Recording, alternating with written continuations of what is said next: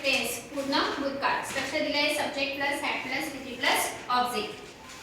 Singular मध्ये पण तुम्हाला काय इथे लावायचं आहे टू द हॅड आणि प्लुरल मध्ये पण काय यूज करायचं आहे हॅड यूज करायचं आहे. बघा मी सिंग्युलर मध्ये आय हॅड रन मी धावलो होतो, ही हॅड रन तो धावलेला होता, शी हॅड रन ती धावलेली होती, इट हॅड रन ते धावलेले होते.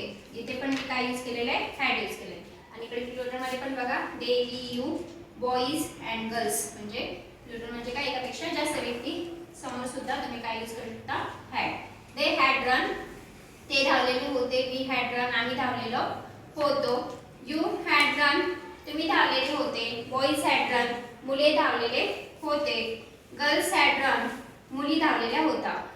पास्ट परफेक्ट टेन्स हा जो आहे त्याच्यामध्ये पूर्णपणे तुमची ऍक्शन कंप्लीट झालेली असते.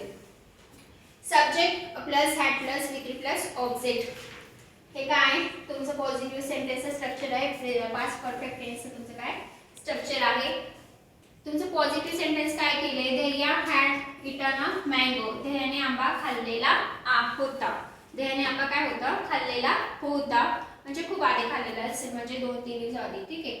दह्या had not eaten a mango negative sentence काय झालं दह्याने आंबा खाल्लेला नव्हता. दह्याने आंबा खाल्लेला नव्हता. स्ट्रक्चर काय निगेटिव्ह सेंटेन्सचं subject plus had plus not plus विधी प्लस ऑब्जेक्ट काय यूज करायचे फक्त हॅडच्या समोर नॉट यूज करायचे. त्याच्यानंतर इंट्रोगेटिव्ह सेंटेन्स मध्ये स्ट्रक्चर होणार आहे हॅड प्लस सब्जेक्ट प्लस विधी plus object. Had Dahya eaten a mango दह्याने आंबा खाल्लेला होता का. इंट्रोगेटिव्ह निगेटिव्ह मध्ये काय होईल had subject had plus subject plus not plus विधी plus object. Had Dahya not eaten a mango दह्याने आंबा खाल्ला नव्हता का. डब्ल्यूएच मध्ये when plus had plus subject plus विधी plus object. When had Dahya eaten a mango दह्याने आंबा केव्हा खाल्लेला होता. कधी खाल्ला काल सकाळी खाल्ला परवा खाल्ला उद्या खाल्ला उद्या तर नाही म्हणू शकत काल परवा सकाळी असं तुम्ही म्हणू शकता.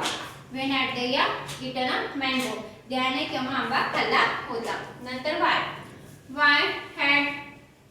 Plus had plus subject plus not plus विधी प्लस ऑब्जेक्ट. सेंटेन्स आहे why had Dahya not eaten a mango दह्याने आंबा का खाल्लेला नव्हता.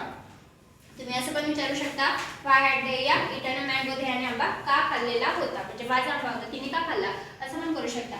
Y had Dahya eaten a mango आणि निगेटिव्ह बोलायचं असेल तर why had Dahya not eaten a mango दह्याने आंबा का खाल्लेला नव्हता. तिला आवडला नाही का तिला राग आला होता असं म्हणू शकता ना why had Dahya not eaten a mango.